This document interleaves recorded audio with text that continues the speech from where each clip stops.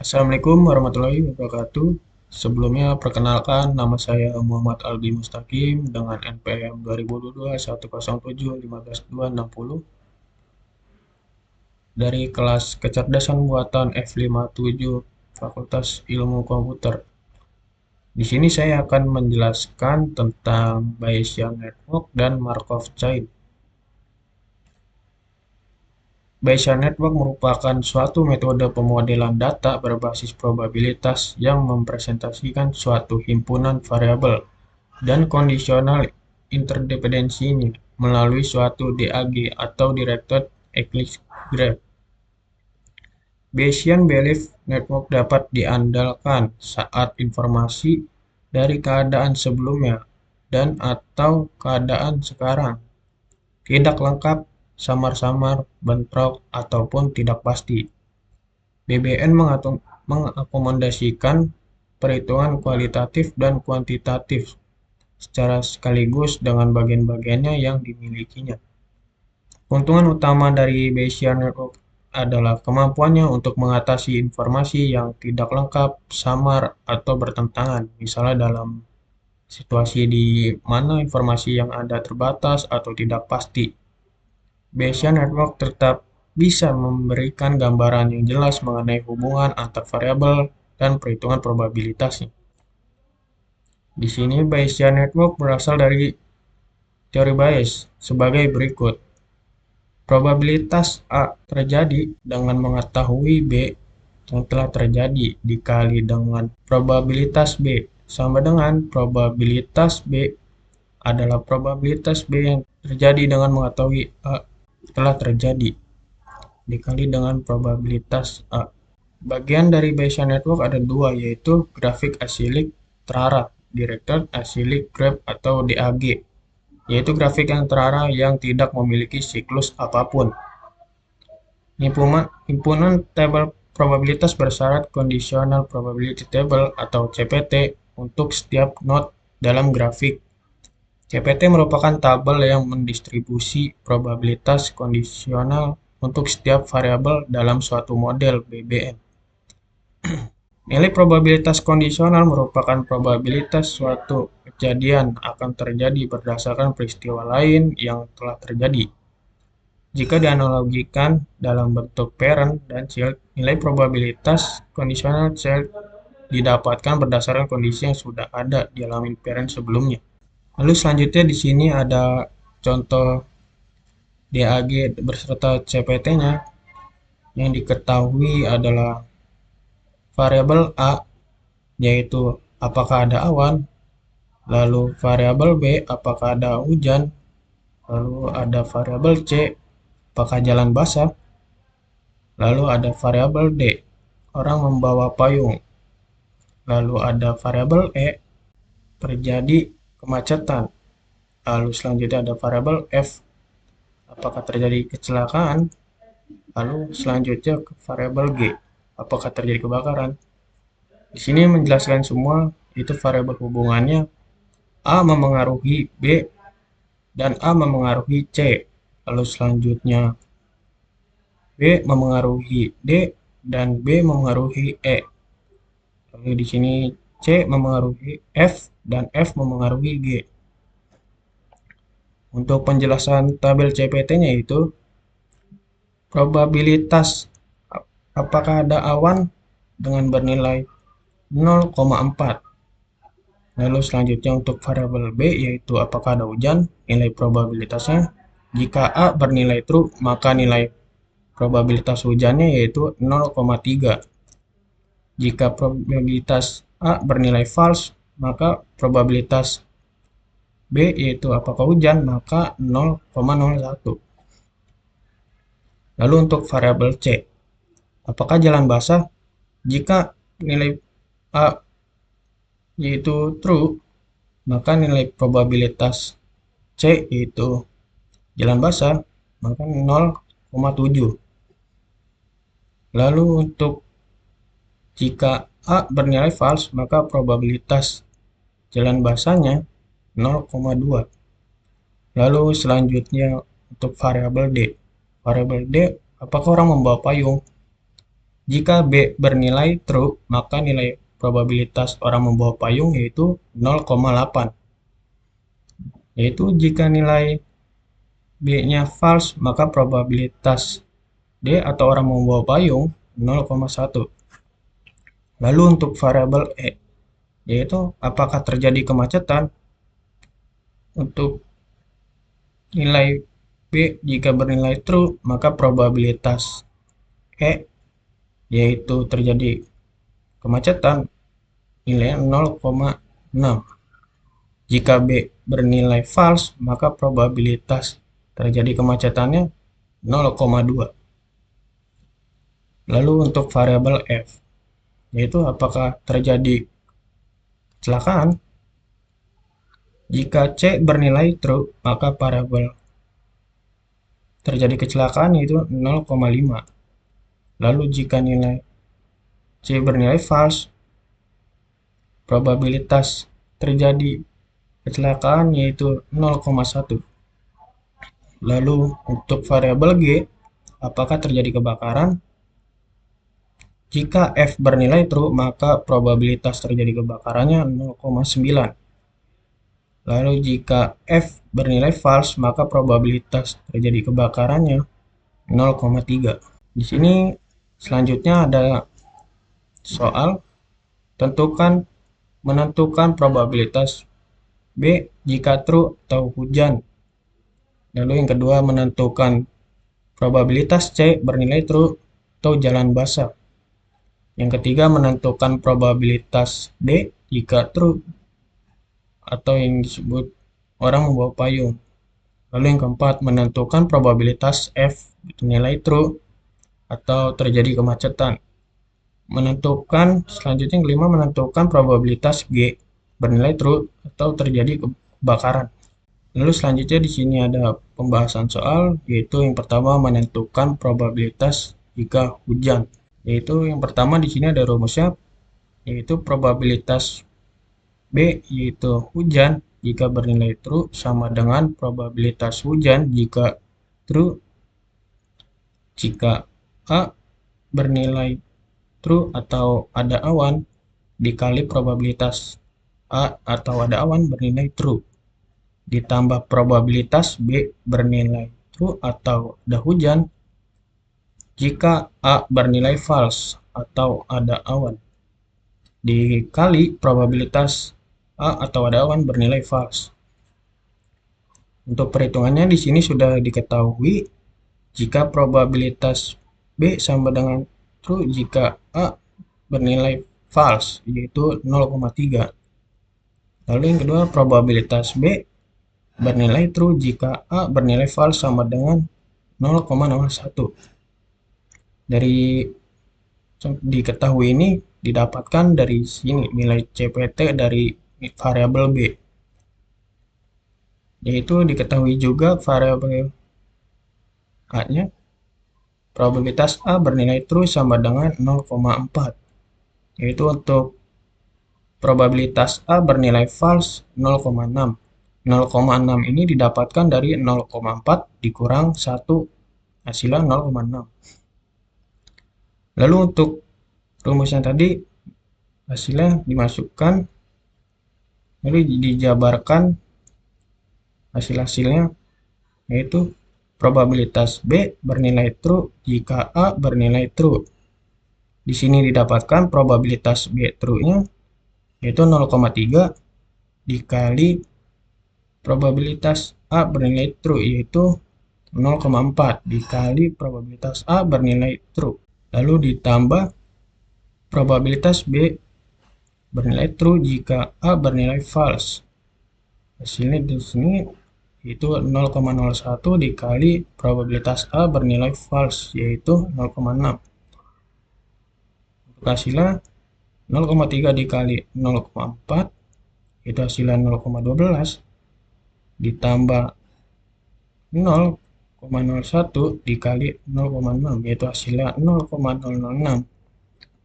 Maka hasilnya yang dijumlahkan ini 0,126. Jadi probabilitas hujan jika bernilai true yaitu 0,16. Lalu contoh soal selanjutnya yaitu menentukan probabilitas C atau jalan basah bernilai true. Dengan rumus probabilitas C atau jalan basah bernilai true sama dengan probabilitas C bernilai true jika A atau ada awan bernilai true dikali probabilitas A atau ada awan bernilai true. Ditambah probabilitas C atau jalan basah jika A atau ada awan bernilai false dikali probabilitas A atau ada awan bernilai false. Untuk perhitungannya di sini juga sudah diketahui probabilitas C bernilai true jika A bernilai true sama dengan 7. Probabilitas C bernilai true jika A bernilai false yaitu 0,2. Di sini didapatkan dari variabel CPT C. Lalu selanjutnya probabilitas A bernilai true yaitu 0,4 didapatkan dari sini. Lalu probabilitas A bernilai false yaitu 0,6. 0,6 didapatkan dari 0,4 dikurang 1. Lalu selanjutnya masukkan rumus yang tadi dideskripsikan. Maka probabilitas C bernilai true jika A bernilai true. Maka nilainya 0,7 dikali probabilitas A jika bernilai true, yaitu 0,4. Ditambah probabilitas C bernilai true jika A bernilai false, yaitu 0,2 dikali probabilitas A jika bernilai false, yaitu 0,6. Lalu untuk selanjutnya 0,7 dikali 0,4 hasilnya 0,28, maka tambah 0,2 dikali 0,6 maka hasilnya 0,12. 0,28 ditambah 0,12 yaitu hasilnya 0,4.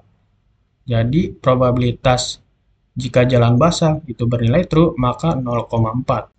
Lalu soal selanjutnya yaitu menentukan probabilitas D atau orang mau payung jika true.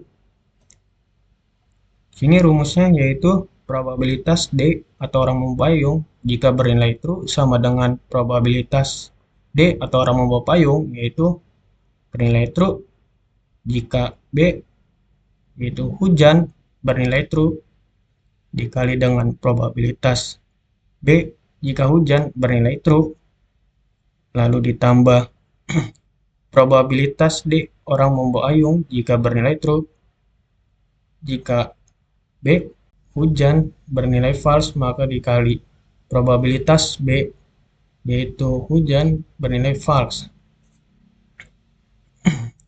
Lalu untuk perhitungannya di sini juga sudah diketahui yaitu probabilitas D bernilai true jika B bernilai true sama dengan 0,8. Lalu selanjutnya probabilitas D bernilai true jika probabilitas B bernilai false yaitu 0,1.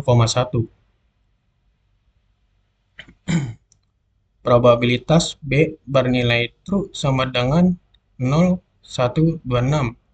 Hasil ini didapatkan dari perhitungan sebelumnya, yaitu ini, pada variabel B bernilai true-nya. Lalu selanjutnya, probabilitas B bernilai false sama dengan 0,874.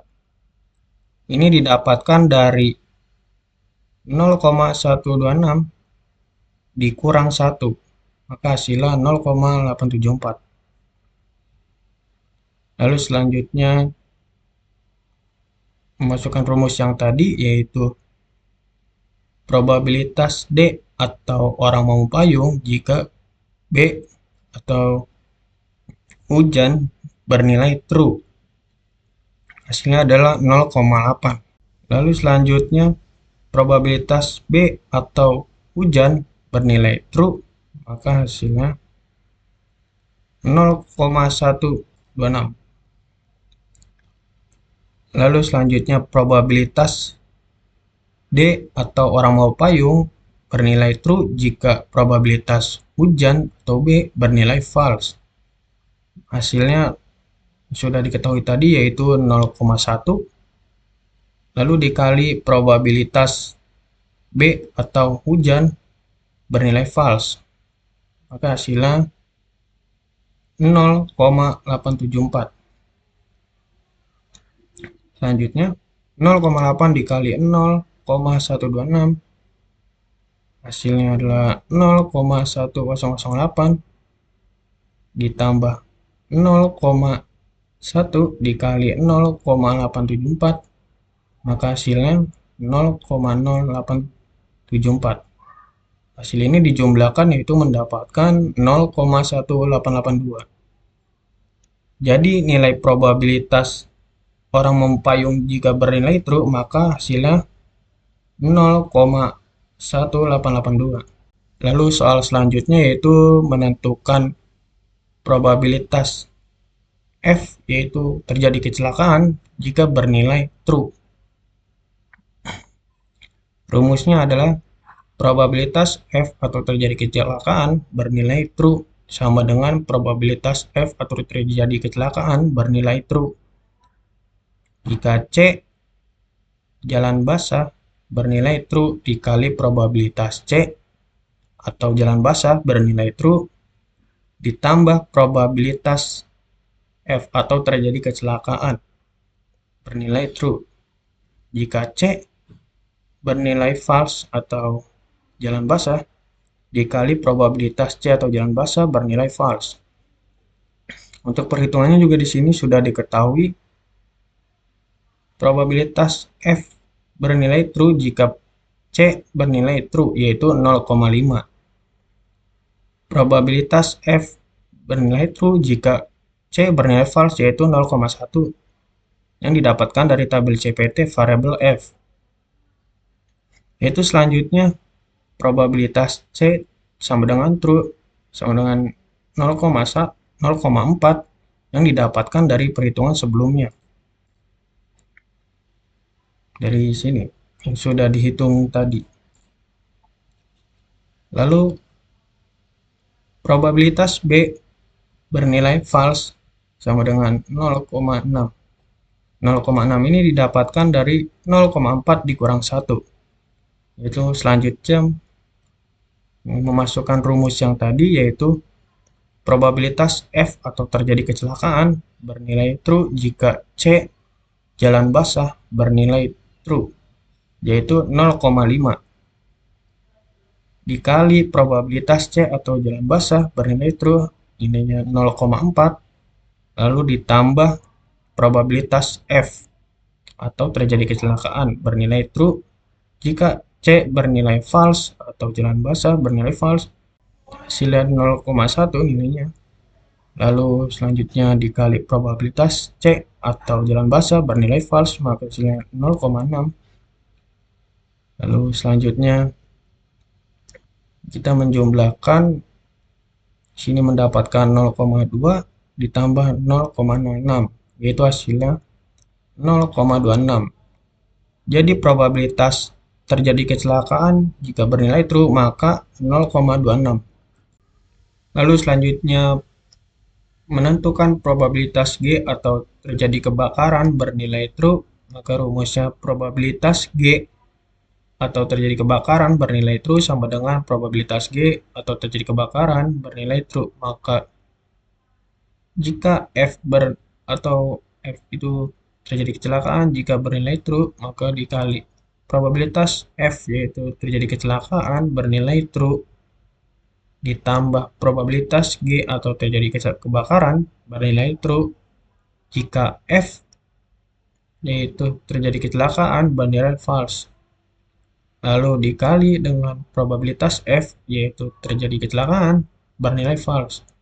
Untuk perhitungannya di sini sudah diketahui juga probabilitas G bernilai true jika probabilitas F bernilai true yaitu 0,9.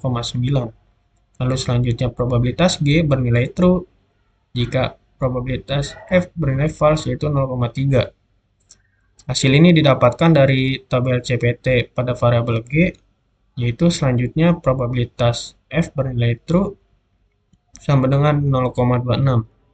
Hasil ini didapatkan dari perhitungan sebelumnya yaitu pada probabilitas F terjadi kecelakaan bernilai true yaitu 0,26.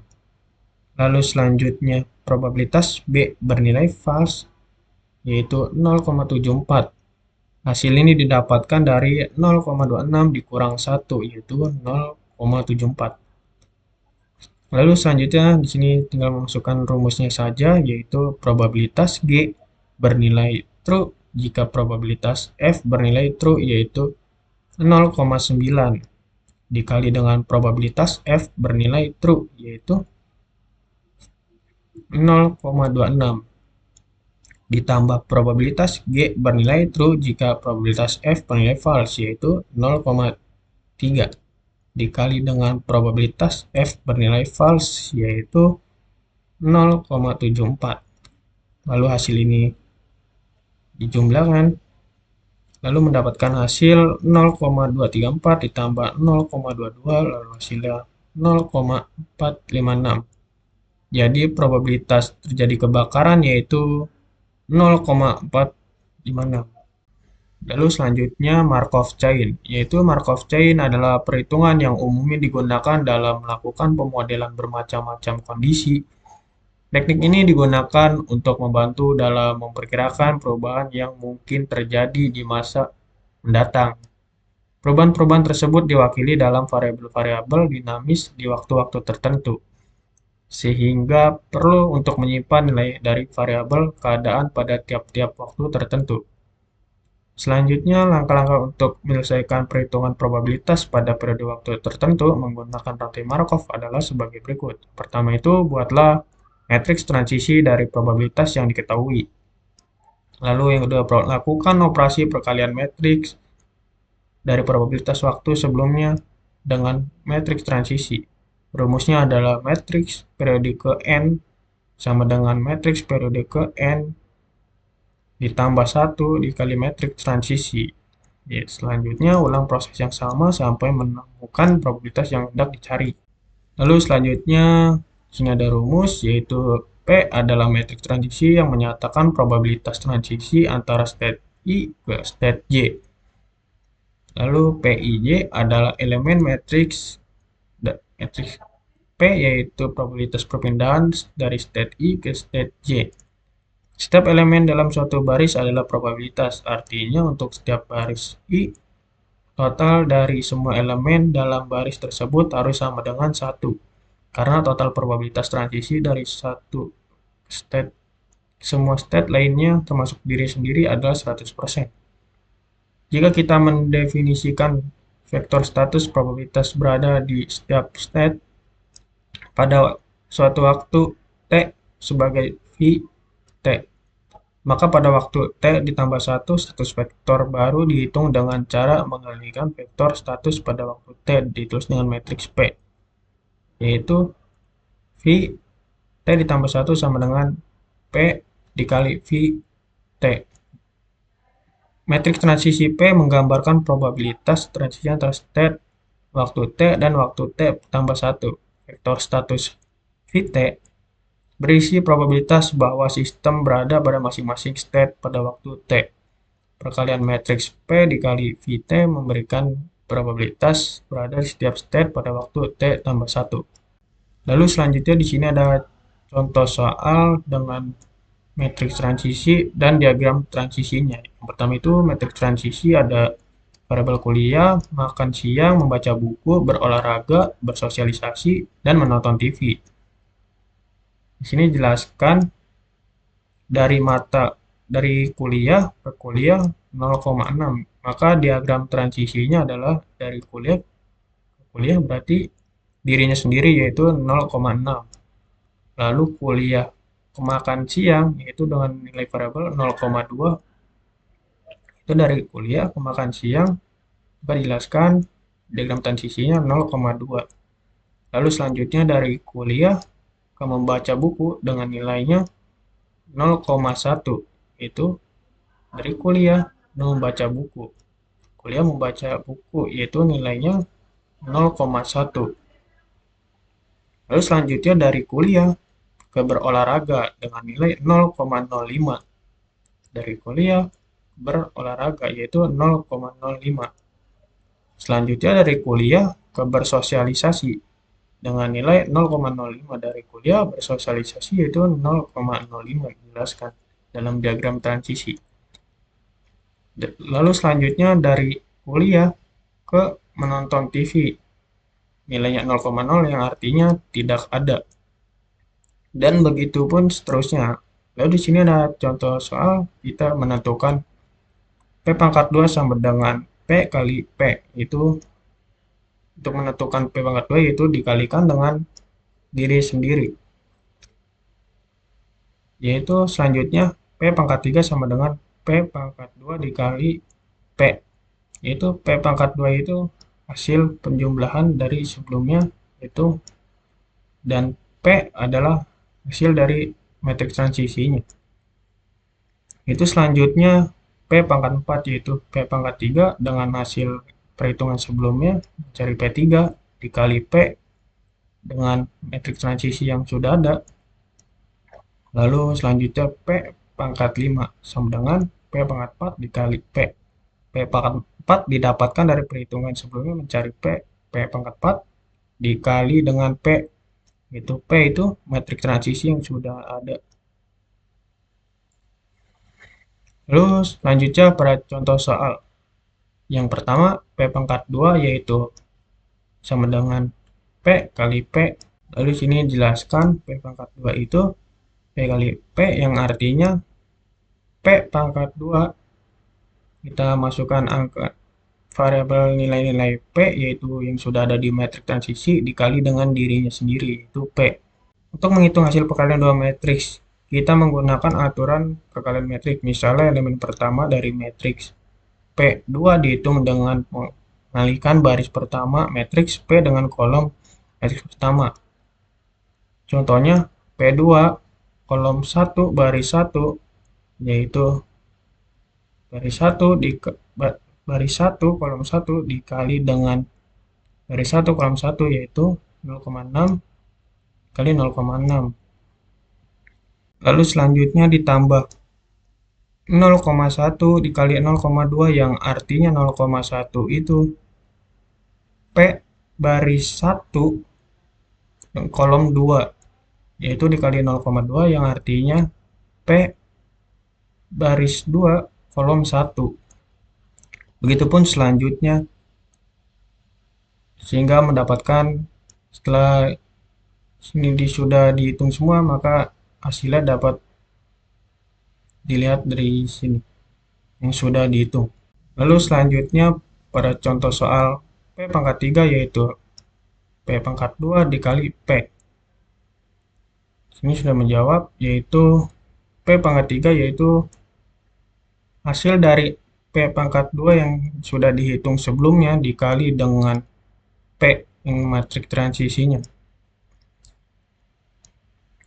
Untuk menghitung elemen-elemen dalam matriks P3, kita mengetahui proses yang sama seperti perkalian matriks sebelumnya, yaitu P3 baris 1 kolom 1 sama dengan 0,405 dikali 0,6 yang artinya 0,405 itu baris 1 kolom ke 1 dikali 0,6 yang artinya baris 1 kolom ke 1 ditambah 0,17 dikali 0,2 yang artinya 0,17 itu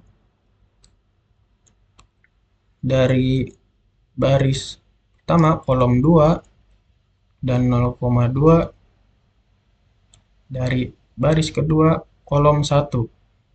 Begitupun seterusnya sampai hasil akhirnya sampai ke P3 6 perhitungan ke-6. Maka jika sudah hitung semua mendapatkan hasil akhirnya seperti ini sudah saya hitung. Hasil perkalian setiap elemen baris pertama dari P2 dengan kolom pertama P dijumlahkan untuk menghasilkan elemen pertama matriks P3. Begitu pula untuk elemen-elemen lainnya. Lalu selanjutnya untuk contoh soal P pangkat 4 sama dengan P pangkat 3 dikali P. Yang artinya P pangkat 4 sama dengan pangkat 3 yang sudah dihitung sebelumnya dikali dengan metrik transisinya. Itu untuk menghitung setiap elemen dari matriks P4, kita akan mengalihkan setiap baris dari matriks P3 dengan setiap kolom dari matriks P. Berikut adalah contoh untuk menghitung elemen pertama, yaitu P4 kolom 1 baris 1 sama dengan 0,3225 dikali 0,6, yang artinya kolom baris ke-1 kolom 1 0,3225 dikali dengan baris 1 kolom 1 yaitu 0,26 ditambah dengan 0,271 dikali 0,1 yang artinya 0,271 itu baris kedua kolom 1 ditambah baris 1 kolom 2 dan begitu pun seterusnya sampai P4 kolom 6 baris ke-6. Maka jika sudah mendapatkan hasilnya seperti ini sudah saya hitung. Lalu selanjutnya contoh soal P5 sama dengan P4 kali P, yang artinya P5 sama dengan P4 yaitu perhitungan sebelumnya yang sudah dihitung dikali dengan P yaitu metrik transisinya. Setiap elemen di P5 dihitung dengan mengalihkan setiap baris dari P4 dengan setiap kolom dari P dan menjumlahkan hasil perkalian tersebut. Lalu yang pertama itu P5 kolom 1 baris 1 yaitu 0,2820 dikali 0,6 yang artinya 0,2820 itu baris ke-1 kolom ke-1 dikali 0,6 itu yang artinya baris ke-1 kolom ke-1 ditambah 0,23725 dikali 0,2 yang artinya itu baris per kedua kolom ke-1 dikali baris kedua kolom ke-1 dan begitupun seterusnya sampai P5 kolom 6 baris ke-6. Jika sudah menentukan hasil masing-masingnya, maka bisa didapatkan nilainya seperti ini. Mungkin itu saya penjelasan dari saya tentang materi Bayes network dan Markov chain. Apabila ada kesalahan kata atau perhitungan, mohon dimaafkan. Sekian dari saya. Terima kasih. Wassalamualaikum warahmatullahi wabarakatuh.